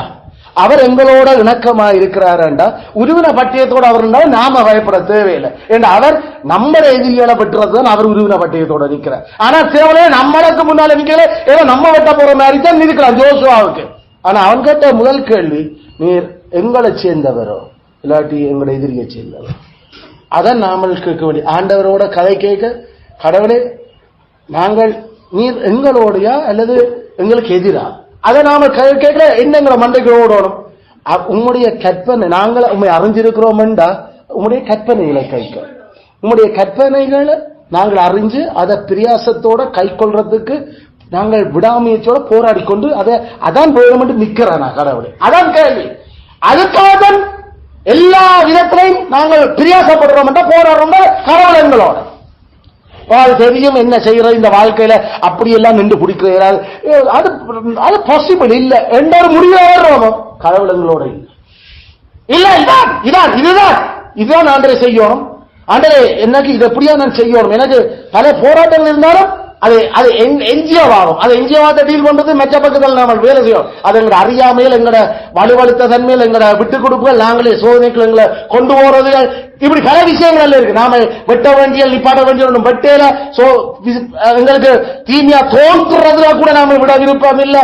அது எங்களை கொண்டு போகலாம் என்று எங்களுக்கு அறிவியல் வந்தாலும் நாம செய்து பார்ப்போம் என்று நிக்கிறது. அதுகளால நாம அந்த பாவத்துக்கு இழுபடுறது. அதுல அந்த விஷயங்கள் எல்லாத்திலையும் நாம நின்று பிடிச்சு கடவுளே என்று நாம் நின்று கொண்டு இப்ப புது அதிகாரங்கள் துறைத்தரங்களோட என்னன்றாப்பா பிரச்சனை? ஜிஎஸ்ஆர் பிரச்சனை, டிஎஸ்ஆர் பிரச்சனை, ஜிஏ இப்படி பிரச்சனை. ஐயோ இந்த காரியங்கள் எல்லாம் சேர்ந்து வராங்களே. கம்பெனியில பிரச்சனை, அதுல பிரச்சனை. நின்று பிடிக்கிறதுக்கு கடவுளோட நாம சமானமா இருக்கிறோமா? இணக்கமா இருத்தல், இணக்கமா இருத்தல். கிரியோனோட போய் ஆண்டரை கேட்கலையும் கிரியோன் கிட்ட நீர் எங்களோட இருக்கிறீர் என்றதுக்கு என்ன அத்தாட்சி? என்ற கடவுள் எங்களோட இணக்கமா இருக்கிறார் என்றால் நின்று பிடிக்கலாம், நின்று பிடிக்கலாம். கடவுள் எங்களோட இணக்கமா இல்லை என்ற சமாதானம் இல்லை. சமாதானம் இல்லை என்ற சுவிசேஷத்தினுடைய பலன் விளைவுகள் வேலை செய்யாது. கிறிஸ்து எங்களுக்காக அவர் போரிட வரமாட்டார். அதனால இந்த மாதிரியான இந்த ஓட்டங்கள் எல்லாருக்கும் இருந்தது. எல்லா பரிசுத்தவான்களும் முகம் கொடுக்க வேண்டியதான். எல்லாருமே அதிகாரங்களுக்கு முகம் கொடுக்க வேண்டி வரும் நமக்கு. அது ஊர்ல அதிகாரங்களா இருக்கலாம், ஊர் அதிகாரங்கள் அல்ல ஊர்ல பெரிய ஆட்கள், அல்ல குடும்பத்துல பெரிய ஆட்கள், அதிகாரங்கள், சொந்த புருஷனே முகம் கொடுக்க வேண்டியிருக்கும். ஏன்னா அவன் குடும்பத்துல பெரிய ஆள். அந்த பிரச்சனை அந்த அதிகாரத்துக்கும் நின்று பிடிக்கணும் என்றால் நாம கடவுளோட சமாதானமா இருக்க வேண்டும். அந்த சுவிசேஷம் எங்களை இணக்கப்படுத்தி வச்சிருக்கோம். அந்த தைரியத்தான் புருஷனுக்கும் நாங்கள் அசையாம இணங்காம கடவுளுடைய சத்தியத்துக்காக நிக்கிறதுக்கு. ஏன்னா கடவுளுடைய சத்தியத்துக்காக நாம நிக்கிறோம் என்றா கடவுள் எங்களோட புருஷனோட இல்ல. ஆமே. அதனால கட்டாயம் கடவுள் புருஷனோட டீல் பண்ணுவேன். அந்த தைரியம் துணிவில நாம கடவுளோட நிக்கிறோம். மனசி கடவுளுடைய சட்டத்துக்கு இணக்கம் இல்ல, ஆனா புருஷன் நான் கடவுளோட சட்டத்துக்கு இணக்கமா நிக்கிறேன். அதுல நான் சொல்றபடியா இந்த விஷயங்கள் நடக்கணும் என்றா அதுக்கு மனசி எவ்வளவு பிரயோகமாடினாலும் கடவுள் அவையோட டீல் பண்ணுவாரு. நான் கடவுள் உன்னோட இல்லை. அதன் புருஷனுக்கான தைரியம் அந்த சமாதானம் கடவுளோட எனக்கு தான் இருக்கு, உனக்கு இல்லை. நான் ஏதாவது இப்படி கதைக்கிறேன் உங்களோட கடவுளுடைய சட்டத்தை வச்சு. கடவுளுடைய சட்டத்துக்கு மிஞ்சி இங்க ஒரு கதைக்க தேவையில்லை. அதுல கடவுளுடைய சட்டத்தோட இணைத்து வராத ஆளோட கடவுள் இல்லை. கடவுளை எதிர்த்தா யாரு கடவுளை எதிர்க்கிறது? எதிர்த்துப்ப நீ எப்படி போவேன்னு தெரியும். இந்த கல்லு எவன் மேல் விழுமோ அது அவனை நசுக்கும். எவன் இந்த கல்லின் மேல விழுவானோ நொறுங்குவான். அதான் கிறிஸ்துவாகிய கண்மலை. இந்த கண்மலை போற வேறொரு கண்மலை உலகத்திலே இல்லை, வானத்திலேயும் இல்லை, பூமியிலேயும் இல்லை. அந்த கண்மலை அதை செய்யும். சரியான சீரியஸான விஷயம் இது. ரெண்டும் ஒரு சுவருக்குள்ள ஒரு அறைக்குள்ள ஒரு வீட்டில நடந்தா அந்த ஆட்களுக்கு முன்னாலே கடவுள் அந்த தீர்ப்புகளை கொண்டு வருவார். பொறுத்திருந்தார் நீ கடவுளுக்காக நின்றா. இதே பப்ளிக்ல வச்சு கோர்ட்ஸ்ல வச்சு நீ சொல்லுறியோ கடவுள் பப்ளிக்கா உன்னை ஜெயிலுக்கு அனுப்பிக்கல தெரியும். பப்ளிக்கா உன்னை அரியணையிலிருந்து இறக்கி உன்னை கைது செய்து போகிறேக்கல தெரியும். நான் திரும்ப சொல்றேன், அந்த நபர் குறிப்பிட்ட நபர் லோயரா இருக்கேக்கல வந்து எனக்கு முன்னால அந்த சொன்ன அந்த பொய், அந்த ஜட்ஜுக்கு முன்னால அந்த முஸ்லிம் ஜட்ஜுக்கு முன்னால சொன்ன விஷயம், கடவுளை என்ன இப்படி எல்லாம் இவங்களெல்லாம் இப்படி அறிவை கொடுத்து இப்படி எல்லாம் கதைக்கிறாங்க இல்ல. நான் கடைசி ஜட்ஜு கேட்கிற இவனே என்ற பிரசங்கம் 3 பேரும் கேட்டு இருக்கிறார். ஜட்ஜ் பார்த்து சிரிக்கிற இவன் பெரிய ஆள் கணக்கில் தெரியாது, எனக்கு என்ன தெரியாதாம். அவன் இப்படி சொல்லுற ஒரு மனுஷனை கடவுளை இப்படியான ஆட்களை என்ன வச்சிருக்கு இந்த உலகத்துல. கடவுள் உடனே ஒன்றும் செய்யல, அவனை நல்லா தூக்கின. அது பார்வந்த அந்த பானபாத்திரக்காரனைய யாரைய தூக்கின மாதிரி 2 பேரையும் தூக்கினவன் தான் அவன். ஆனா ஒருவனை தூக்கினது கொலை பண்றதுக்கு தூக்கினது. கடவுள் அவனை நல்லா தூக்கி எடுத்து பெற்றும் ஃபர்ஸ்ட் கிளாஸ்ல பாஸ் பண்ண வச்சு நீதிபதியாக்கி அவரை இப்ப ஜட்ஜ் ஆக்கி விட்டு அவர் ஜட்மெண்ட் சீட்ல இருக்கேக்கல கடவுள் அடுத்த பக்கம் தூக்கி விட்ட. இப்ப கைது செய்து சிறையில அடப்பட்டு கிடக்கிற அளவு கடவுள் கொண்டு வந்து இறக்கி வச்சிருக்கிற. தொழிலும் இல்ல, ஆளும் இல்ல, குடும்பம் நாசம்.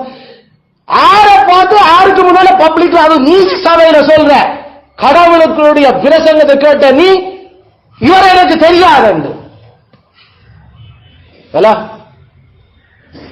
பொறுத்திருந்து கடவுளுக்காக கடவுளோட இணக்கத்துக்காக நாங்கள் அதுல கடவுள் நிச்சயமா அவர் வச்சு செய்யக்கல பிரமாதமா செய்யற.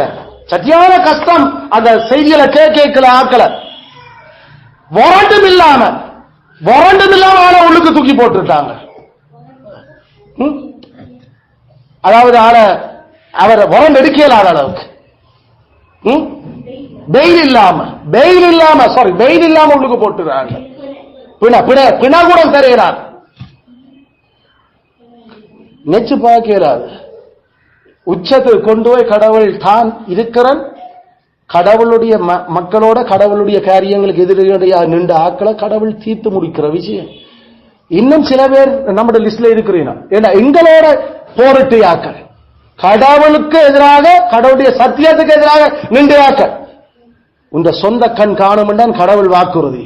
அது எங்களோட கண்ணால பார்க்கும்போது மனம் திரும்பிட்டா சந்தோஷம். நாங்கள் ஐயோ மனம் திரும்புற ஆக்களோட நாங்கள் உடனே போய் நாங்க கொஞ்சிக்குள்ளாக ரெடி. ஆனா மனம் திரும்பாம நின்று முடிச்சோம் இல்லாமல் ஆக்குற ஓடி தப்பு நினைச்சு வெளிநாட்டு பயணங்கள் எல்லாம் தடை விதிச்சு எல்லாத்தையும் பாஸ்போர்ட் எல்லாம் பறிச்சு வச்சுட்டாங்க. உன்னை பார்க்கிற ஒரு கையாண்டி. இனி வாழ்க்கை முடிஞ்சுதான், இனி நடபணம், இனி என்ன வாழ்றது? கடவுளையும் கடவுளுடைய மக்களையும் எதிர்த்த பொய்காரர் ஊத்தவாளிய. அதனால படிப்பில்லை பெருசு, படிப்பில்லை பெருசு, கடவுளும் அவருடைய சட்டமும் தான் பெருசு. எப்பையும் கடவுளோட நாமல் இணக்கமாக இருக்கிறோமான் கேள்வி. அப்படி இணக்கம் என்ன கட்டாயம் படிப்பானி, கடவுள் படிப்ப தருவார். ஓ அப்படிப்பட்ட அவன் படிக்கிறதுக்கும் சபைக்கு வந்தவர்கள் படிச்சார். ஒழுங்கா வந்து எங்களோட இணங்கி எங்களோட விஷயங்களை கேட்டு சபையோட வந்து பிரசங்களை கேட்டு வந்து சபை மக்களான வந்தவங்க உள்ளுக்கும் வந்து பெரிய ஆக்களான கடைசியில் நம்மளே தெரியாது என்று நியாய சபையில நீதிமன்றங்களை சொல்ற அளவுக்கு அவர் பெரிய லோயர். இதுக்கு சாட்சி வந்து நாம போக வேண்டி கிடக்கு. கடவுள் வச்சு செய்தார் எல்லாம். அதுல என்ன சொல்லணும், இதான் பாயிண்ட்.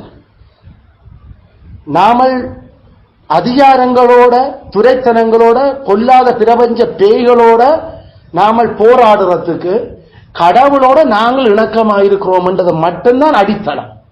அது கிரவுண்ட் கிளியர் என்றா கண்ணை மூடிக்கொண்டு நாங்கள் அடிபடலாம், கண்ணை மூடிக்கொண்டு போகலாம் மக்களோட. ஏண்டா ஒரு வருஷம் இல்ல 2 வருஷம் இல்ல வச்சு செய்கிறார் கடவுள். எல்லாம் நெச்சு பார்க்கலாது கடவுள் இப்படி. ஆனா மனசு கிடந்து எதிரியோ வதேக்கல கடவுளை இப்படி எல்லாம் வைக்கிறது. ஏன் உங்களுக்கு இந்த ஞானத்தை கொடுக்குது? ஏன் இவங்களை எல்லாம் நம்மளோட கொண்டு வந்து ஜாயின் பண்ணினு வீணா வீணா எங்க நாங்கள் மரண வாசன் அவங்களுக்கு எல்லாம் இப்ப சாகுறாங்க. இல்ல அதான் நான் சொல்றேன் பல சந்தர்ப்பத்தை. பெரோயாவுக்கு நீங்க வரகாம இருந்திருக்கிறது நல்ல.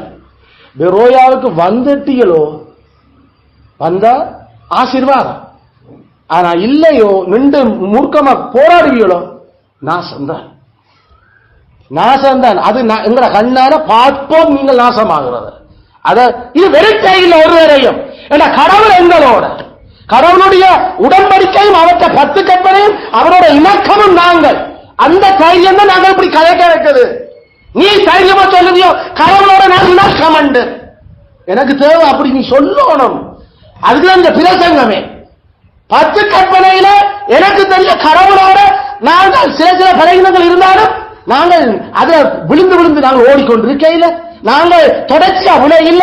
நாங்கள் எத்தனை வருஷத்துக்கு முன்னுக்கு ஒருக்க விழுந்த பாவத்தில் இப்ப விழுந்திருக்கோம். அதுவும் சரி அது தனிப்பட வேற ஒருக்கும் தெரியாம சில நேரங்கள்ல எல்லாருக்கும் பப்ளிக்ல கடவுள நாம நாசமாற மாதிரி பாவம் இல்ல. அப்படியாவது நீ சொல்லுறதுக்கு உனக்கு இயலுமாய் இருக்குதா? இது வாழ்றந்தா சுத்துமாத்து போய் சும்மா நடிப்பு, ஆட்களுக்கு முன்னால் ஒரு முகம், பின்னால வேற முகம், சபையில ஒரு முகம், வீட்டுல வேற முகம். என்ன என்ன என்ன மாய்மாலம்? அப்படி இருக்க வேண்டாம், இருந்த வேண்டாம். கடவுளோட இணக்கம் இல்லை அந்த யார்கள். சுத்த இருதயம் உள்ள இஸ்ரவேலர் கடவுள் நல்லவராயிருக்கிறார். ஆமென். சுத்த இருதயமானவர்கள், சுத்த இருதயம். எங்களுக்கு எதிரிகளாக இருக்கிற யாக்களுடைய நன்மையை தான் நாங்கள் விரும்புகிறோம். அவர்கள் அழியோணும் என்றது ஒரு நாள் நாங்கள் விரும்ப இல்லை. ஆனா அவர்கள் மனம் திரும்பாம கொடுக்கப்படுற காலத்தை இல்லாமல் வீணாக்க வீணாக்க அழிவுதான் கூட, அழிவுதான் பெருக்கம், அழிவுதான் பெருக்கம். சில வேளையில கடவுள் எங்களோட அப்படிப்பட்ட நபர்களை தொடர்புல கொண்டு வரைகளை நாங்கள் எதிர்பார்க்கிறது அவர்கள் மனம் திரும்புகிறீங்க நம்மோடு, மனம் திரும்பி இருக்கிறீங்க நம்மோடு. மனம் திரும்பாம எங்களோட இங்க ஒருவர் கதைக்க வேண்டிய அவசியமும் இல்லை. மனம் திரும்பி இருக்கிறீங்கடா மனம் திரும்பலுக்கு கனிகளை காட்டு. எனக்கு நீங்கள் செய்தால எங்களுக்கு ஏற்பட்ட இழப்புகள் அத்திமரத்தில் ஏறி வந்து பார்க்கணும் என்று மட்டும் நிற்காத. நீ அநியாயம் செய்ததற்கான பலாவல்ல திருப்பி எங்களோட நட்பெயரை எங்கட பேரை கெடுத்ததுகளை எங்கட பேர்களை நீ ஆக்களுக்குள்ள பரப்பினத கெட்ட எங்களை அவதூறு பண்ணத கூப்பிட்டு சொல்லு. ஐயோ நான் பிழையாத்தான் சொல்றேன், நான் பிழையாத்தான் சொன்ன. நீ சொன்னா கூட தெரியாது, கூப்பிட்டு சொல்லு. ஐயோ நான் இன்னும் நாளுக்கு கால் பண்ணி சொன்னா நான் பிழையாத பாவம் தான் செய்து நான் சொல்லு. உனக்கு சொல்ல வக்கிருந்தா வா கதைப்போம். மனம் திரும்புதல அதெல்லாம் மன்னிச்சுட்டார் கடவுள். எங்க மன்னிப்பார்? நானே மன்னிக்கல. எங்களை பற்றி நீ போய் அப்படியெல்லாம் அவதூறா சொல்ற, அதுக்கு இல்ல அவதூறா சொல்றதுக்கு கடவுளோட இணக்கம் பெறறதுக்கு தான் நாங்கள் சபையில பிரசங்கம் பண்றோம். கடவுளோட இணக்கமா இருக்கணும் என்றதுக்கு. அந்த இணக்கத்தை முறிச்சு கொண்டு முரண்டு பண்ணிக்கொண்டு நான் திருவிருந்து தரமாட்டேன் என்று சொன்னேன். இவர் உங்களுக்கு திருவிருந்து இல்லையே, அவ்வளவுதான். உடனே வெளிக்கிட்டு முரண்டு பிடிச்சு கொண்டு ஒரு ஆள் போறார். அந்த சபையை மனுஷியை கூட்டிக் கொண்டு அந்த அளவுக்கு நேர்முகமன் நமக்கு நீர் அந்த பெரிய பாஸ்டர் வந்து காட்டுற வாயன்னு கதைக்கல, செயல்ல காட்டினாங்க.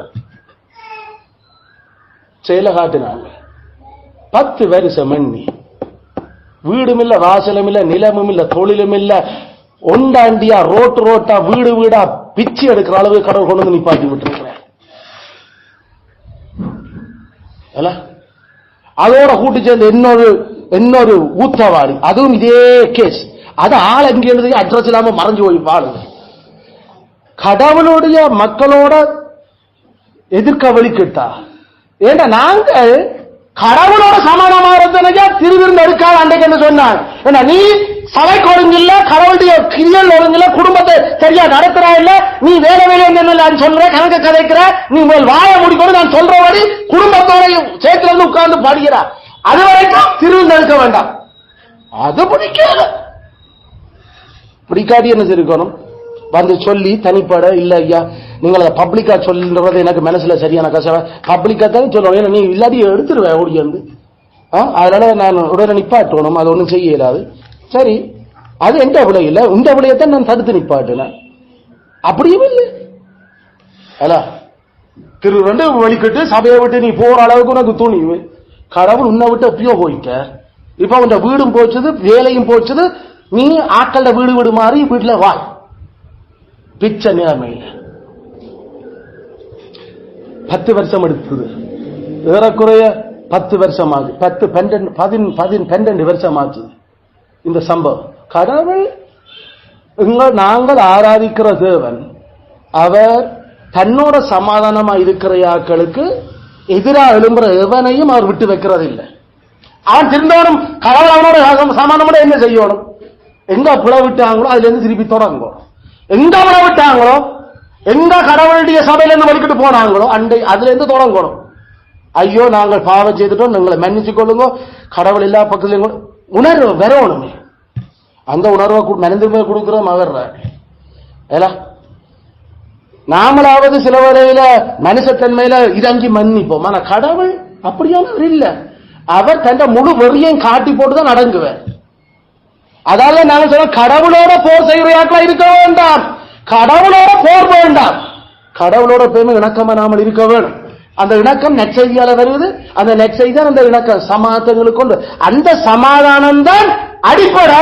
எந்த போருக்கும் முகம் கொடுக்க நாங்கள் ரெடி. அதுதான் எங்கட கிரவுண்ட். நின்று பிடிப்போம், பார்ப்போம் எதுல என்று. நாங்கள் விடுகிறது அங்க விட போறாங்களா அதான் இவ இருக்கு. சில வேளையில கத்தருடைய சமூகத்தை கத்தருடைய விடயங்களை குழப்பி அடிச்சார்கள். இன்னும் நல்லியாக்கள் மாதிரி அல்லது இன்னும் சில பேர் செய்திகள் நான் கேள்விப்பட இல்லை. நான் ஐயோ இப்படி வந்துடக்கூடாதுன்னு விரும்புறோம். ஆனா மன திரும்பலுக்கான ஒரு செய்தி மேல் வந்த நல்ல மண்டு அதுவும் பெருகுதில்லை. அப்ப கடவுள் வச்சு செய்யறதுக்கு பிளான்ல இருக்கிறார். என்னண்டா அவரோட சமாதானமாகிற அந்த வேலையை செய்த கிறிஸ்து அவர் நம்மட கண்மல அவரோட யாராவது முட்டினா அவங்க நொந்து நூலாகுவான். ஆனா அவர் யாருக்கு மேல விழுந்தாரோ அவன் அப்படியே சிதைஞ்சு போறான். கவனம். இந்த கிரவுண்ட் தான் எங்களை எந்த அது சேர்ச்சுக்குள்ள இருந்தவனோ சேர்ச்சுக்குள்ள இல்லாதவனோ எவனுக்கும் கண்மலை ஒன்றுதான், எங்கட கண்மலை தான். அவர் தான் அதை டீல் பண்ணுவார். அதனால அந்த கிரவுண்ட்ல நாம சரியா நிற்கிறோமா அதப்பா வாழ்க்கை. நாம கடவுள்கிட்ட போகும் வரைக்கும் அதான் ஒரே ஒரு எங்களோட அந்த அடித்தளம். நாங்கள் பிரச்சனைகளுக்கு முகம் கொடுக்கிறதுக்கு நான் தேவனோட சரியா இருக்கிறேனா, அவற்ற கற்பனைகள்ல நான் பிளவிடாம வாழ்றேனா என்று ஆத்மாவே நீ சொல்லு. நான் என் ஆண்டவரோட இதுல குறைவு வர்றேனோ? உன்னுடைய ஆத்மா காட்டுவோம், சரிப்படுத்திக்கொள் உடனே. இல்லையோ அதோட சத்தத்தை கேட்க மாட்டியோ, நீ கேட்க இயலாத விதத்துல கடவுளினோட டீல் பண்ண தொடங்குவேன். அது பெரிய பிரகண்டமா இருக்கும் வாழ்க்கையில. கிறிஸ்துவாமே இந்த புத்தி கட்டாத சமாதானத்தை நமக்கு தந்தவர் எங்களை தொடர்ந்தும் தந்த அன்பில நிலைச்சிருக்க எங்களை வைப்பாராக. ஆமென், ஆமென்.